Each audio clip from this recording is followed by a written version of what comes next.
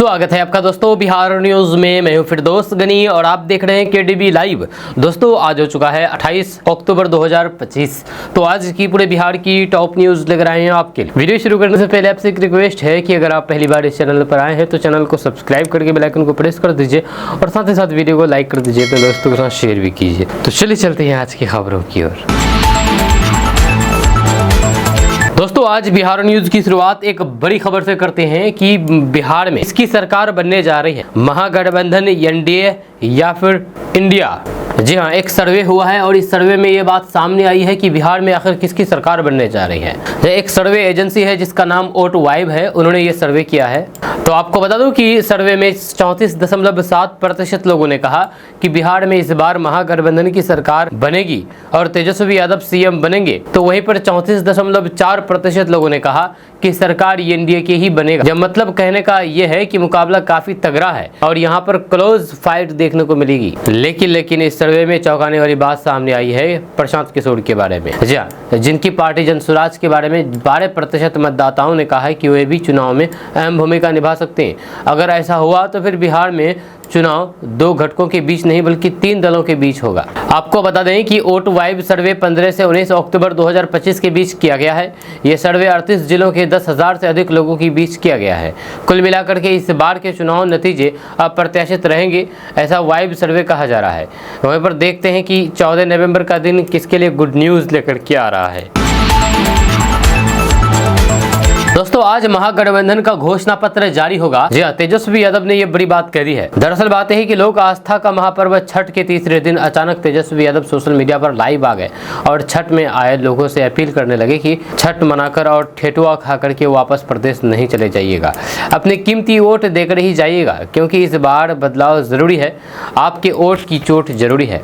जब तेजस्वी यादव ने महापर्व छठ की प्रदेशवासियों को बधाई और शुभकामनाएं दी है। जब प्रवासी बिहारियों से तेजस्वी यादव ने अपील भी किया है कि छठ मना करके ठेठुआ खा करके वापस प्रदेश मत चले जाइएगा, जाने से पहले अपना कीमती वोट दे करके जाइएगा, आपका वोट की चोट जरूरी है। वर्तमान सरकार की विदाई के लिए आपका वोट देना बहुत जरूरी है। तेजस्वी यादव ने कहा है कि मैं वादा करता हूं कि अगली बार आप जब वापस बिहार आएंगे तो फिर आपको लौट करके कहीं और जाना नहीं पड़ेगा। जहां हमारी सरकार आपके लिए यही बिहार में नौकरी की व्यवस्था करेगी। कल हम महागठबंधन का साझा घोषणा पत्र जारी करने जा रहे हैं। इसमें सभी वर्गों के लिए कुछ न कुछ होगा। तेजस्वी यादव ने यह भी बताया है कि 29 अक्टूबर को राहुल गांधी बिहार आ रहे हैं, वे राहुल गांधी के साथ चुनाव प्रचार करेंगे। दोस्तों बिहार चुनाव 2025 के बीच सियासी बयानबाजियों का दौर जारी है। इस बीच छपरा से राजद प्रत्याशी खेसारी लाल यादव ने भाजपा सांसद रवि किशन पर हमला बोला है। उन्होंने कहा है कि ये लोग फालतू के मुद्दों को बेमतलब भटकाना चाहते हैं।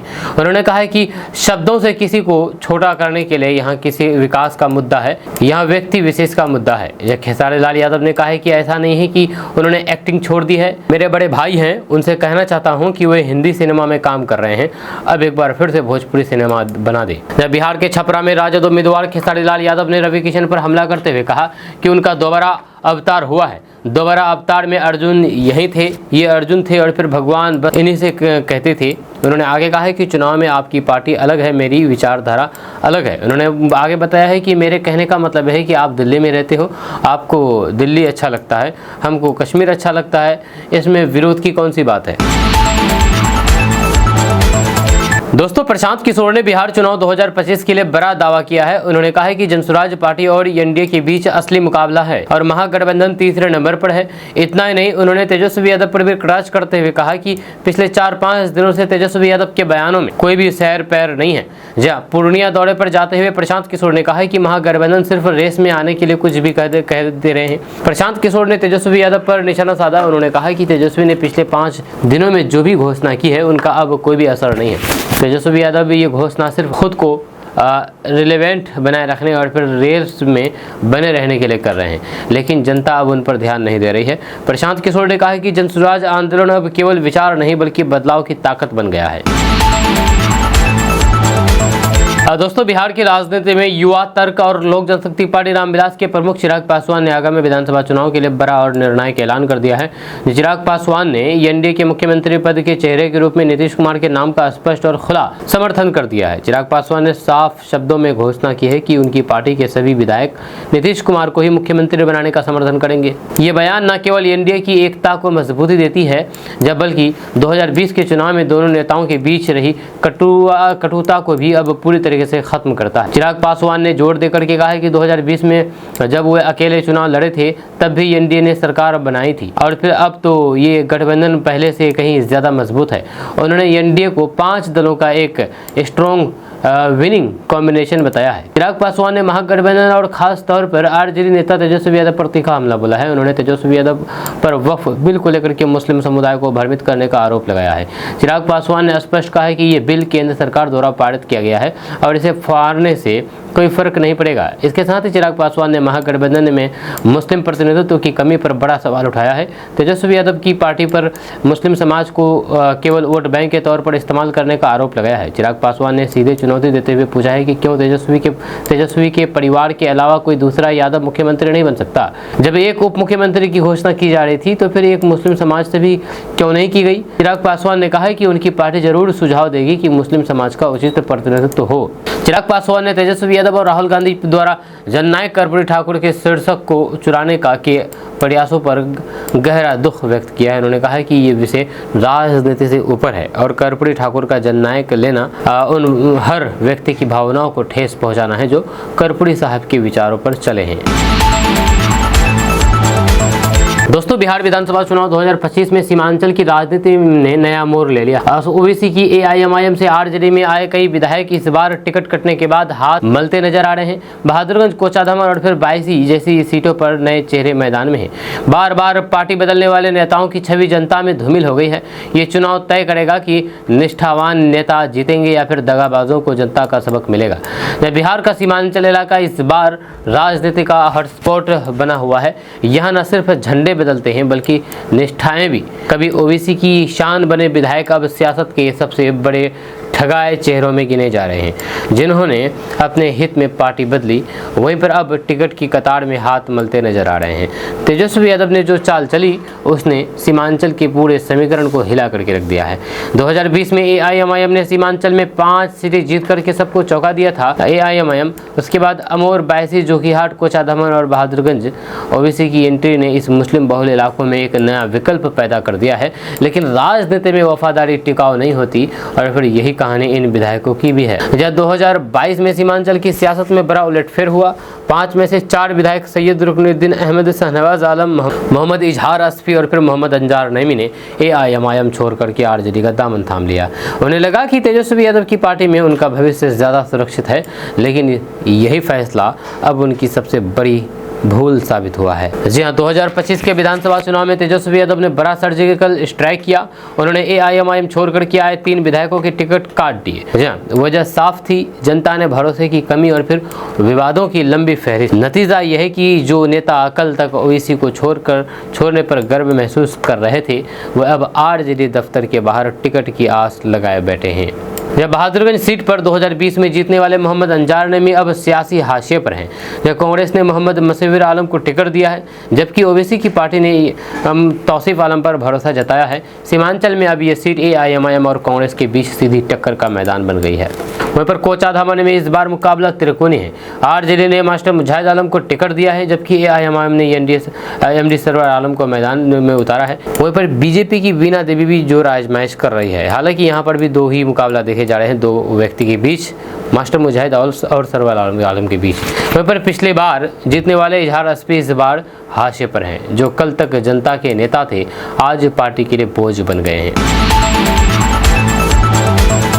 दोस्तों, बिहार चुनाव की तारीख जैसे जैसे नजदीक आती जा रही है, राजनीतिक दल और फिर उनके नेताओं की रैली के साथ बयानबाजी भी तेज होती जा रही है। इस बीच जनसुराज पार्टी के संस्थापक प्रशांत किशोर ने बिहार में चुनावी मुकाबले को लेकर के बड़ा दावा कर दिया है।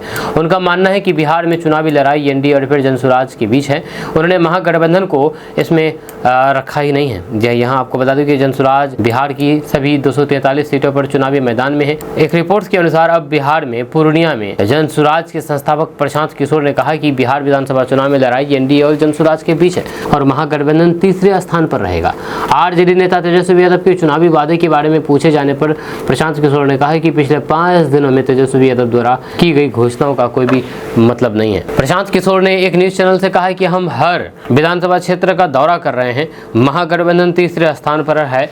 लड़ाई एनडीए और फिर जनसुराज के बीच है। पिछले 5 दिनों में तेजस्वी यादव द्वारा की गई घोषणाओं का कोई मतलब नहीं है। वह प्रासंगिक बनने और फिर दौड़ में आने के लिए ये सब कर रहे हैं, कोई ध्यान नहीं देता है। दोस्तों, बिहार विधानसभा चुनाव प्रचार के बीच राजद नेता और महागठबंधन के सीएम फेस तेजस्वी यादव ने कहा कि अगर उनकी सरकार बनी तो फिर वह वक्फ कानून को कूड़ेदान में फेंक देंगे। अब इस पर सियासत तेज हो गई है। केंद्रीय मंत्री किरेन रिजिजू ने कहा कि इसे अब राज्य सरकार नहीं हटा सकती। केंद्रीय मंत्री किरेन रिजिजू ने एक न्यूज चैनल से बातचीत करते हुए ये तो कहा कि ये तो आश्चर्य की बात है कि तेजस्वी खुद को मुख्यमंत्री पद का दावेदार कहते हैं और उनको इतना नहीं पता है कि संसद में पारित हुआ कोई भी कानून राज्य सरकार नहीं हटा सकती। उनको संविधान का ज्ञान नहीं है जो इस तरह की बात कर रहे हैं। उन्होंने कहा है कि बिहार के लोग और फिर देश के लोग देख रहे हैं और हंस रहे हैं। ये कैसी भाषा है? जब मेरी राय में तेजस्वी को कोई ज्ञान नहीं है। दूसरी बात, वे पद के लिए इतने तड़प रहे हैं कि कुछ भी बोल देंगे। मुस्लिमों का वोट हासिल करने के लिए ऐसे कह देंगे, वक्फ कानून को कूड़ेदान में फेंक देंगे। ये ऐसा कैसे हो सकते हैं? वहीं पर छठ महापर्व पर किरेन रिजिजू ने कहा कि छठ पूजा बहुत खास है। डूबते और उगते सूर्य की पूजा करना विश्व की भलाई के लिए है। ये महापर्व समाज के सभी समुदाय और फिर वर्गों को एक साथ एक धागे में बांधता है। मैं छठ पूजा के मौके पर सभी को शुभकामनाएं देता हूं। चारा घोटाले को लेकर के सीबीआई के पूर्व अतिरिक्त निदेशक उपेंद्र नाथ विश्वास के बयान पर केंद्रीय मंत्री किरेन रिजिजू ने कहा कि कांग्रेस के समय में कोई भी अव्यवस्था नाम की चीज नहीं थी। वे सिर्फ एक परिवार में विश्वास करते थे। जब कांग्रेस पार्टी और फिर उसके नेताओं की मानसिकता तो आप जानते ही हैं। इसके लिए एक परिवार ही सब कुछ है, चाहे सीबीआई हो या फिर अदालत। उन्होंने सब कुछ अपनी मर्जी से चलाया है, जब कभी संविधान या फिर कानून का सम्मान नहीं किया है। अधिकारियों ने जो खुलासे किए हैं उससे अब सबके सामने साफ हो गया है कि कैसे कांग्रेस राज्य सरकारों पर दबाव बना करके उन्हें सत्ता से हटाती है और कैसे उन सरकारों में लोगों को बिना किसी वजह से परेशान करती थी। दोस्तों, बिहार चुनाव की सरगर्मी अपने चरम पर है। ऐसे में अब चुनाव प्रचार भी तेज हो गया है। हर प्रत्याशी अपनी सीट पर कैंपेनिंग में जुटा है। इस बीच शहाबुद्दीन के बेटे और सीवान की रघुनाथपुर से राजद प्रत्याशी ओसामा साहब भी चुनावी जनसभा कर रहे हैं। इस बीच उनका एक वीडियो वायरल हो रहा है जिसमें वे कह रहे हैं कि अगर महागठबंधन की सरकार आई तो मुख्यमंत्री साहब को लेकर के आएंगे और काम कराएंगे। दरअसल एक सवाल के जवाब में ये बातें कही है। ओसामा साहब ने कहा कि एक विधायक का पावर बहुत लिमिटेड होता है। जब वो विपक्ष होता है उसके पास बस उसका निजी फंड ही बचता है। अगर सरकार बन गई तो मुख्यमंत्री साहब को लेकर के यहाँ आएंगे और काम कराएंगे। हमारे जो नेता है तेजस्वी यादव जी हैं, वो एजुकेशन सिस्टम को लेकर के बहुत समर्पित है। उनका खुद फोकस शिक्षा पर है। जब सरकार बनेगी तो फिर उनसे मिलेंगे, मीटिंग करेंगे और फिर कोई दिक्कत परेशानी हो तो फिर बताएं। आपको बता दें कि ओसामा साहब का ये पहला चुनाव है। उनके पिता मोहम्मद शहाबुद्दीन सीवान से 4 बार सांसद और फिर 2 बार विधायक रहे हैं। ओसामा साहब को टिकट देकर के राजद ने सीवान की परंपरागत सीट पर मुस्लिम यादव गठजोड़ को मजबूत करने की कोशिश भी की है। जब बात अगर ओसामा साहब की संपत्ति की करें तो चुनाव आयोग को दिए गए शपथ पत्र में के मुताबिक ओसामा साहब के पास 66,38,867 रुपये की चल संपत्ति है। इसमें एक 35 लाख रुपए की कीमत वाली एक महिंद्रा कार और 1,25,000 रुपये की कीमत की एक रॉयल एनफील्ड बुलेट है और कैश और फिर बैंक डिपॉजिट शामिल है। दोस्तों, भोपाल में तबलीगी इज्तिमा होने जा रहा है। यहाँ पर पाकिस्तान, बांग्लादेश समेत 40 देशों के मुस्लिम इकट्ठा होंगे। अब इसको लेकर के साधु संत ने विवाद खड़ा करने की बड़ी कोशिश में लगे हुए हैं। दरअसल बात है कि राजधानी भोपाल में यानी कि मध्य प्रदेश के भोपाल में इस साल 14 से 17 नवंबर तक 78वां तबलीगी इज्तिमा आयोजित किया जाएगा। इस अंतर्राष्ट्रीय धार्मिक आयोजन में पाकिस्तान, बांग्लादेश समेत 40 देशों के मुस्लिम प्रतिनिधि शामिल होंगे। आयोजन की तैयारियां जोर शोर से जारी है। इस बीच साधु संतों ने देश की सुरक्षा को देखते हुए इज्तिमा की पूरी मॉनिटरिंग और रिकॉर्डिंग कराने की मांग की। उनका कहना है कि कार्यक्रम के दौरान हर पंडाल, हर व्यक्ति और हर गतिविधि पर प्रशासन की कड़ी नजर होनी चाहिए। साधु संतों ने प्रशासन से मुलाकात की है। जी हाँ, अखिल भारतीय साधु संत सन्यासी परिषद के अध्यक्ष महामंडलेश्वर रामेश्वर अनिलानंद महाराज ने प्रशासनिक अधिकारियों से मुलाकात के बाद कहा कि जब महाकुंभ जैसे आयोजन में शासन और प्रशासन को पंडालों तक पहुंचने की पूरी स्वतंत्रता होती है तो फिर इज्तिमा के पंडालों में भी वैसे ही रिकॉर्डिंग और फिर निगरानी की व्यवस्था होनी चाहिए। उन्होंने कहा कि धार्मिक आयोजनों के नाम पर देश विरोधी बातें या फिर गतिविधियों से इनकार नहीं किया जा सकता है, इसलिए प्रशासन को एहतियाती कदम उठानी चाहिए। वहीं पर महाकुंभ की तर्ज पर निगरानी की मांग, संतों का कहना है कि इज्तिमा की मॉनिटरिंग महाकुंभ की तर्ज पर होनी चाहिए। अगर महाकुंभ में ड्रोन सर्विलांस और फिर वीडियो रिकॉर्डिंग हो सकती है तो फिर इज्तिमा में क्यों नहीं। उन्होंने सवाल उठाया है कि साधु संतों ने यह भी कहा है कि वे इस मुद्दे पर मुख्यमंत्री से मुलाकात करके औपचारिक मांग पत्र सौंपेंगे। आपको बता दूं कि पाकिस्तान, बांग्लादेश और भारत में ही आलमी तबलीगी इज्तिमा का आयोजन होता है और हर साल लाखों की संख्या में श्रद्धालु यानी कि लाखों की संख्या में मुस्लिम समाज के लोग इस आयोजन में शामिल होते हैं। दोस्तों, तेजस्वी यादव कैसे 3 करोड़ लोगों को सरकारी नौकरी देंगे? आरजेडी ने इसका पूरा प्लान भी बता दिया है। जी हां, बिहार विधानसभा चुनाव का बिगुल बज चुका है और राजनीतिक गलियारों में आरोप प्रत्यारोप की बार आ गई है। इसी क्रम में आरजेडी के युवा नेता तेजस्वी यादव ने सत्तारूढ़ एनडीए पर जोरदार हमला बोला है। एक न्यूज चैनल के साथ बातचीत में तेजस्वी यादव ने साफ शब्दों में कहा कि इस सरकार के पास कोई विजन नहीं है और जनता अब मौजूदा शासन से पूरी तरीके से तंग आ चुकी है। तेजस्वी यादव का ये बयान सीधे तौर पर मुख्यमंत्री नीतीश कुमार की कार्यशैली और फिर उनके नेतृत्व पर सवाल खड़ा करता है। उन्होंने राज्य की वर्तमान स्थिति को लेकर के चिंता जताई है और कहा है कि बिहार को अब एक नई दिशा, एक नए नेतृत्व की जरूरत है जो केवल महागठबंधन ही दे सकता है। जब विधानसभा चुनाव में तेजस्वी यादव का सबसे बड़ा और फिर सबसे चर्चित वादा हर घर में सरकारी नौकरी देने का रहा है। जब इंटरव्यू के दौरान उनसे इस वादे को पूरा करने की योजना के बारे में पूछा गया तो तेजस्वी यादव ने आत्मविश्वास के साथ जवाब दिया है। उन्होंने कहा है कि ये कोई हवाई वादा नहीं है बल्कि हमारे पास अपने वादे को पूरा करने का पूरा प्लान है और जल्द ही जनता के सामने हम इसका ब्लूप्रिंट रखेंगे। वहीं पर तेजस्वी यादव ने स्पष्ट किया है कि उनकी सरकार की प्राथमिकताओं की सूची में लिस्ट में पढ़ाई, दवाई, कमाई, सिंचाई सबसे ऊपर है। तेजस्वी यादव ने इस बात पर जोर दिया है कि उनकी सरकार बनने पर युवाओं के लिए रोजगार सृजन और किसानों के लिए सिंचाई की बेहतर व्यवस्था पर विशेष ध्यान दिया जाएगा। ये बयान सीधे तौर पर बिहार के सबसे चर्चित, सबसे बड़े वोट बैंक युवाओं और फिर किसानों को साधने की रणनीति का हिस्सा है। जहाँ तेजस्वी यादव ने बिहार में अपराध की स्थिति को लेकर भी एनडीए सरकार को कटघरे में खड़ा किया है। उन्होंने आरोप लगाया है कि नीतीश कुमार के शासनकाल में कई गंभीर हत्याएं हुई है और फिर आज भी बिहार में कानून व्यवस्था की स्थिति संतोषजनक नहीं है। दोस्तों, आरजेडी के कद्दावर नेता दिवंगत मोहम्मद शहाबुद्दीन का घर माने जाने वाले सीवान की राजनीति एक बार फिर से गर्मा गई है। जब उपचुनाव के ऐलान के साथ ही यहाँ का चुनावी समीकरण पूरी तरीके से बदल चुका है। कभी आरजेडी का उभेद किला समझे जाने वाले इस क्षेत्र में अब मुकाबला त्रिकोणीय हो गया है। एक और आरजेडी अपनी साख बचाने में जुटी है तो दूसरी ओर एआईएमआईएम के असदुद्दीन ओवैसी ने मुस्लिम वोट बैंक में सेंध लगाने के लिए अपना दांव चला है। जब वहीं पर बीजेपी ने अपनी मजबूत उपस्थिति दर्ज कराने के लिए राज्य के मंत्री अवध बिहारी को मैदान में उतारा है।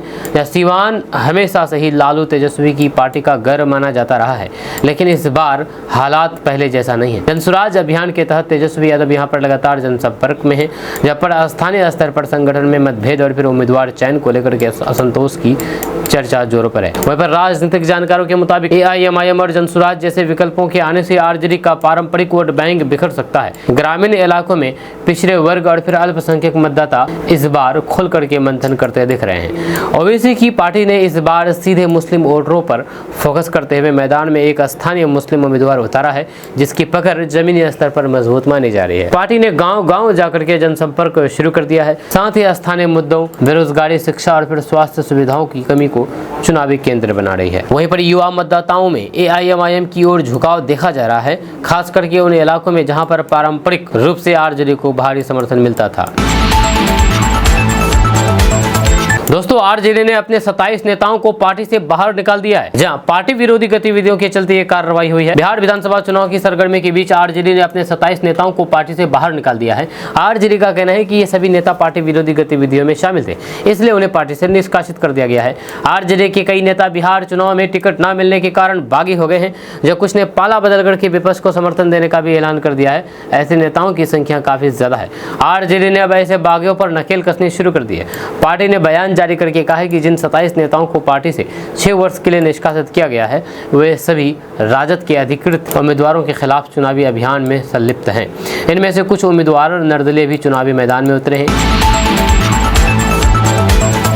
दोस्तों, छपरा विधानसभा सीट इस बार बिहार की सबसे चर्चित सियासी जंग बन चुकी है। वजह है भोजपुरी सिनेमा के सुपरस्टार और अब आरजेडी प्रत्याशी खेसारी लाल यादव, जिनकी लोकप्रियता गांव से लेकर के गली तक फैली है। लेकिन छपरा की राजनीति सिर्फ स्टारडम से नहीं बल्कि जातीय समीकरणों और फिर परंपरागत वोट बैंक से तय होती रही है, और यही खेसारी के लिए असली चुनौती है। जहाँ इस सीट का जातीय ढांचा बेहद निर्णायक है। लगभग 90,000 बनिया मतदाता, 50,000 राजपूत, 45,000 यादव, 39,000 मुस्लिम और करीब 22,000 अन्य मतदाता हैं, जिनमेमें अनुसूचित जाति और कारीगर वर्ग शामिल है। अब तक छपरा की सियासत पर राजपूत और फिर यादव जाति का दबदबा रहा है। 1965 से 2014 तक इस सीट से या तो यादव या राजपूत विधायक ही चुने गए हैं। जी वहीं पर खेसारी लाल यादव इस परंपरा को तोड़ते हुए अपनी लोकप्रियता और फिर आरजेडी के मुस्लिम यादव समीकरण के सहारे मैदान में है। पिछले 2 बार से भाजपा की पकड़ वाली इस सीट पर अब मुकाबला त्रिकोणीय हो चुका है। भाजपा ने इस बार अपने पुराने चेहरे को बदल करके छोटी कुमारी को मैदान में उतारा है, जो बनिया समाज से आती है। लेकिन पार्टी के लिए मुश्किल यह है कि राखी गुप्ता, जो कभी नगर परिषद की मेयर रह चुकी है, बागी उम्मीदवार के तौर पर चुनाव लड़ रही है। जब बनिया वोटों के बिखरने का खतरा भाजपा को अंदर से परेशान कर रहा है। उधर खेसारी लाल यादव के प्रचार ने माहौल में जोश भर दिया है। जब वो छपरा की गलियों से में निकलते हैं तो फिर लोग छठ की तैयारियां छोड़ करके उन्हें देखने जुट जाते हैं।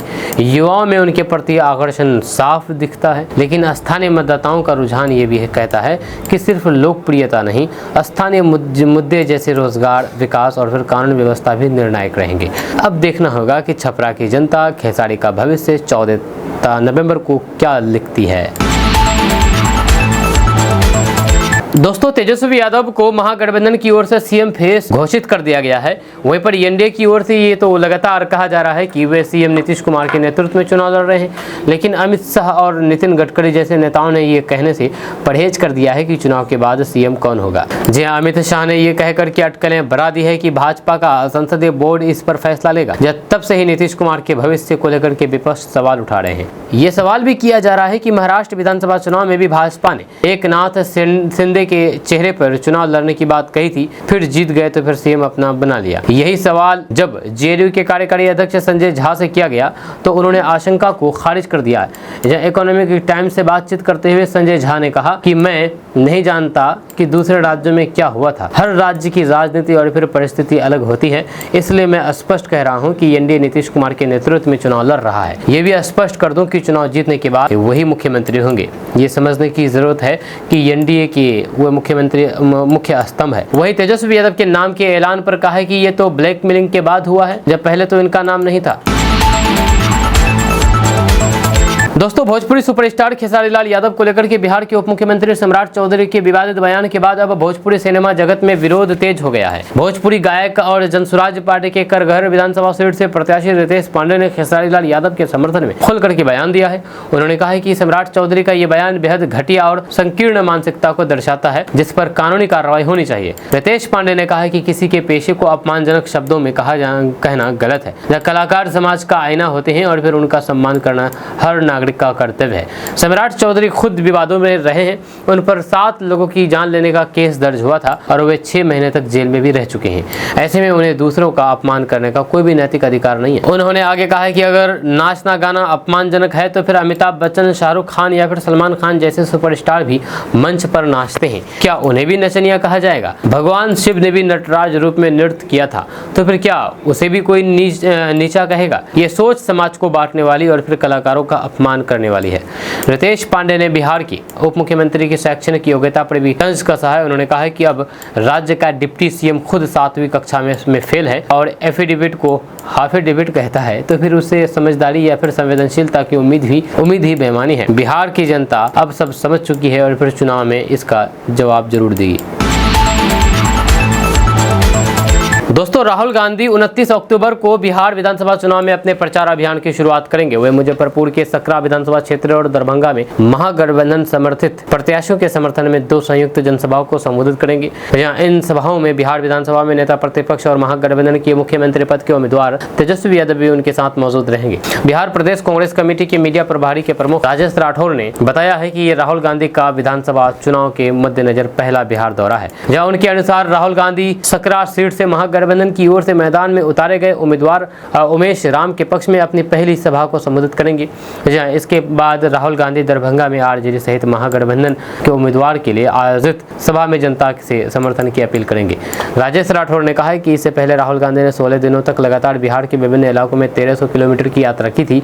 यात्रा के बाद ये चुनावी मैदान में उनकी पहली बड़ी संयुक्त जनसभा होगी, जहां वे महागठबंधन की चुनावी रणनीति और फिर मुद्दों को जनता के बीच मजबूत तरीके से उठाएंगे। दोस्तों, अगर आप वोटर आईडी कार्ड बनाने के लिए सोच रहे हैं तो आपके लिए ये खबर जरूरी है। जी हाँ, दरअसल बातें हैं कि देश भर में मतदाता सूची के अधिक सटीक और फिर पारदर्शी बनाने के लिए चुनाव आयोग ने स्पेशल इंटेंसिव रिवीजन यानी कि SIR के दूसरे चरण की घोषणा कर दी है।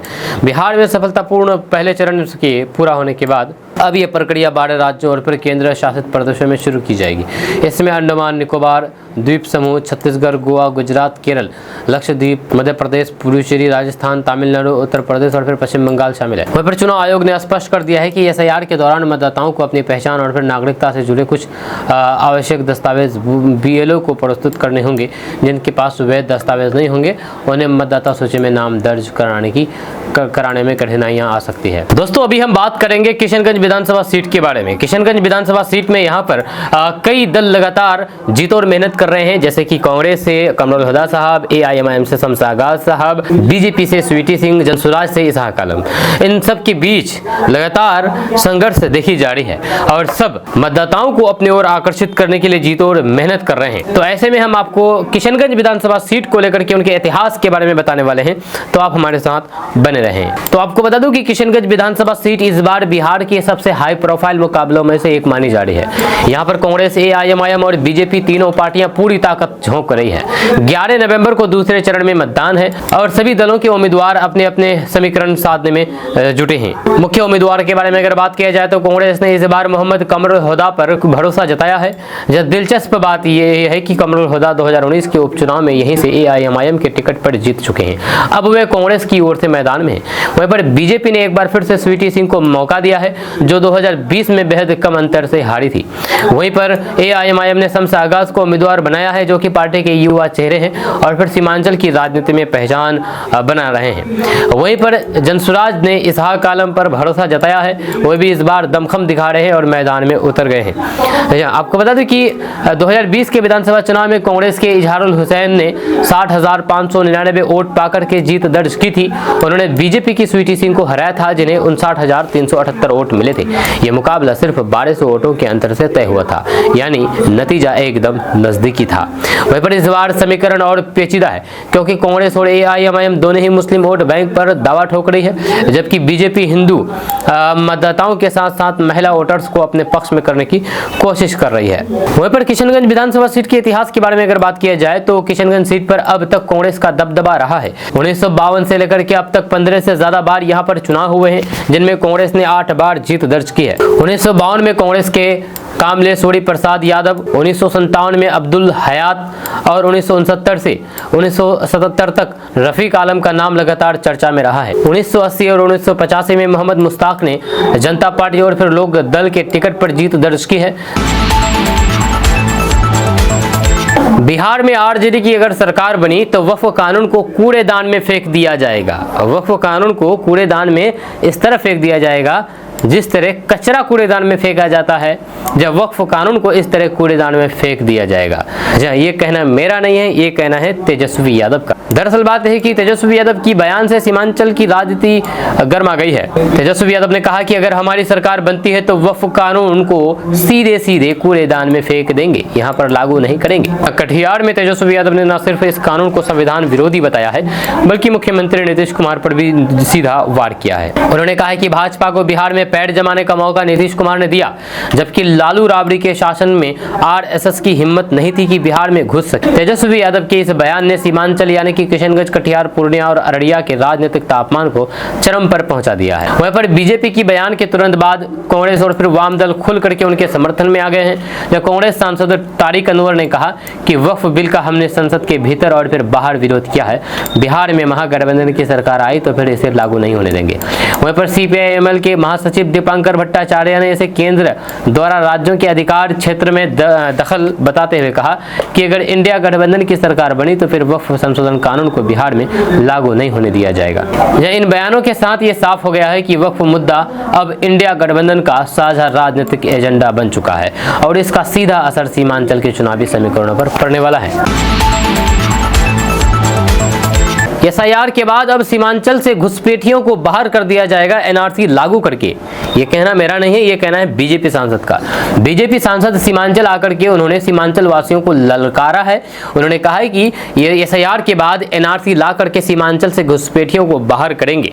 जब कौन घुसपैठिए ये कहना मुश्किल है, लेकिन उन्होंने ये कहा कि सीमांचल में घुसपैठिए रहते हैं, एनआरसी ला करके उनको भगा दिया जाएगा। जी हाँ, दरअसल बात है कि पूर्णिया में झारखंड के गोड्डा से भाजपा सांसद निशिकांत दुबे ने भाजपा प्रत्याशी विजय खेमका के समर्थन में चुनावी सभा को संबोधित किया। सभा के दौरान उन्होंने सीमांचल में जनसंख्या संतुलन और बांग्लादेशी घुसपैठ को लेकर के तीखे बयान दिए हैं, जिससे राजनीतिक हलकों में नई बहस छिड़ गई है। निशिकांत दुबे ने कहा कि बिहार में एनडीए सरकार ने चौतरफा विकास किया है, सड़कों की हालात बेहतर हुई है, लॉ एंड ऑर्डर सुधरा है और राज्य में निवेश का माहौल बना है। उन्होंने दावा किया है कि इस बार 2020 से भी अधिक बहुमत के साथ एनडीए की सरकार बनेगी, लेकिन उनका सबसे विवादास्पद बयान सीमांचल के डेमोग्राफिक बदलाव को लेकर के रहा। निशिकांत दुबे ने कहा कि पूर्णिया, अररिया, किशनगंज, कटिहार, देवघर, गोड्डा, जामताड़ा जैसे जिलों में जनसंख्या का संतुलन तेजी से बदला है। जब प्रधानमंत्री ने भी अपनी सभा में इसका जिक्र किया था। जब एसआईआर के जरिए कई फर्जी मतदाताओं को बाहर किया गया है, लेकिन अभी बहुतों को हटाना बाकी है। इसके लिए अब एनआरसी लागू किया जाएगा। उन्होंने आगे कहा कि सीमांचल के कई इलाकों में बांग्लादेशी घुसपैठियों ने जमीन, जंगल और फिर व्यापार तक पर कब्जा कर लिया है। दोस्तों, कल किशनगंज जिला के कोचाधामन प्रखंड के अल्ताहाट में तेजस्वी यादव ने दस्तक दी। तेजस्वी यादव ने जनसभा को संबोधित करते हुए कहा कि ये चुनाव सिर्फ सत्ता परिवर्तन का नहीं बल्कि संविधान और देश की आत्मा को बचाने की लड़ाई है। उन्होंने दावा किया है कि पूरे बिहार में जनता अब नीतीश कुमार और फिर भाजपा की सरकार से उब चुकी है और इस बार बदलाव तय है। तेजस्वी यादव ने कहा है कि बीते 20 सालों में बिहार के लोगों ने सिर्फ वादे सुने हैं, विकास नहीं देखा है।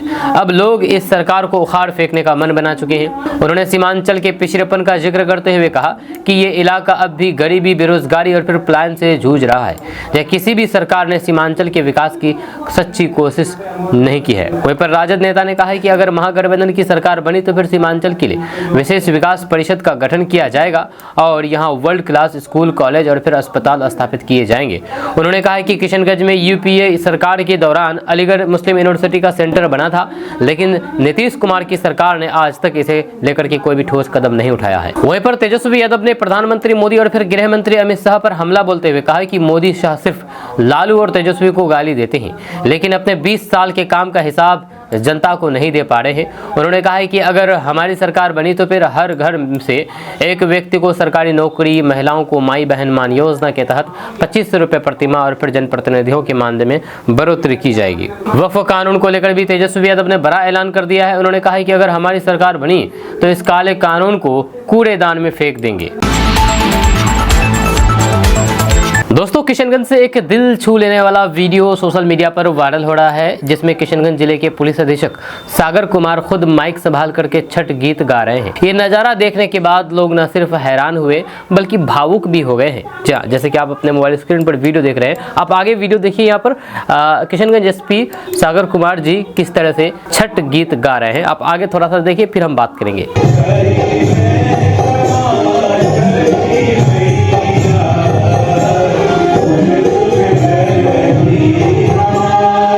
जैसे कि आपने देखा कि किशनगंज एसपी सागर कुमार जी किस तरह से छठ गीत गा रहे हैं, हम आपको इसका पूरा गीत सुनाएंगे। उससे पहले आपको बता दूं कि लोग देख करके भावुक हो रहे हैं, या सुन करके भावुक हो रहे हैं, क्योंकि बिहार में जहां पर छठ महापर्व आस्था का सबसे बड़ा पर्व माना जाता है, वहीं पर पुलिस अधिकारी का इस तरह भक्ति भाव में डूबना लोगों के दिल को छू गया है। दरअसल ये पूरा वाकया किशनगंज शहर के खगड़ा स्थित अशोक सम्राट भवन का है। यहाँ पर जिला प्रशासन की ओर से भास्कर महोत्सव के तहत एक सांस्कृतिक कार्यक्रम आयोजित किया गया था। मंच पर बच्चों ने पारंपरिक छठ गीतों की सुंदर प्रस्तुति दी। इस बीच जब बच्चों में थोड़ा हिचकिचाहट दिखी तो फिर एसपी सागर कुमार खुद मंच पर पहुंचे और बच्चों का उत्साह बढ़ाने के लिए माइक संभाल लिया। उन्होंने अपनी मधुर आवाज में प्रसिद्ध गीत हे छठी मैया हमरो उद्धार करो गाना शुरू कर दिया। जैसे ही एसपी की आवाज़ गूंजी तो पूरा माहौल भक्ति रस में डूब गया। यह कार्यक्रम में मौजूद महिलाएं और फिर बच्चे तालियां बजाने लगे। कई महिलाओं ने तो उनके साथ सुर भी मिलाया।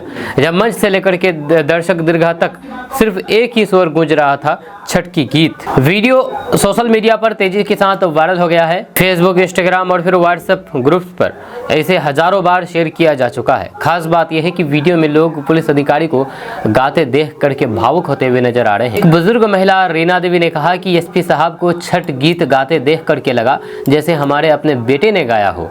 छठ की भक्ति और गहरी हो गई। वहीं पर युवा वर्ग ने भी इस पहल की सराहना की है। कई लोगों ने लिखा कि ऐसे अधिकारी समाज और फिर प्रशासन के बीच की दूरी मिटा देते हैं। किशनगंज के लोगों का कहना है कि इस वीडियो ने त्यौहार की भावनाओं को और जीवंत बना दिया है। खास करके बच्चों में छठ गीतों को लेकर के नया उत्साह देखा जा रहा है। इधर प्रशासनिक स्तर पर भी छठ की तैयारियां जोर शोर से चल रही है। पुलिस अधीक्षक सागर कुमार ने बताया है कि सभी छठ घाटों पर सफाई, सुरक्षा और फिर भीड़ नियंत्रण की व्यवस्था की जा रही है। उन्होंने कहा है कि हमारा प्रयास है कि श्रद्धालु बिना किसी परेशानी के श्रद्धा और फिर शांति से छठ महापर्व मना सके।